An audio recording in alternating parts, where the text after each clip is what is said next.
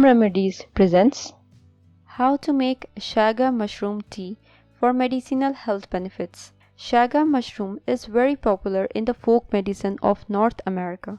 It is also used in Finland, Poland, and the northernmost parts of China and Japan. Russia have been using Chaga mushroom as a cancer medicine as far back as the 16th century.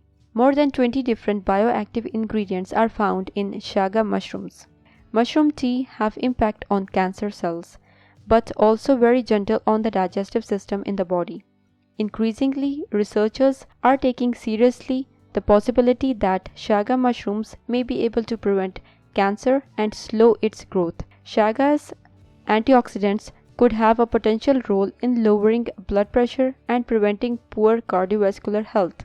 Cytokines found in chaga are the immune system's chemical messengers. They are proteins that play a vital role in stimulating white blood cells, which are the immune system's first line of defense against a range of illnesses. Chaga's role in regulating cytokine production may also help control inflammation. What is chaga mushroom? The medicinal name of chaga mushrooms is Enotus obliquus. It is a black-brown fungus.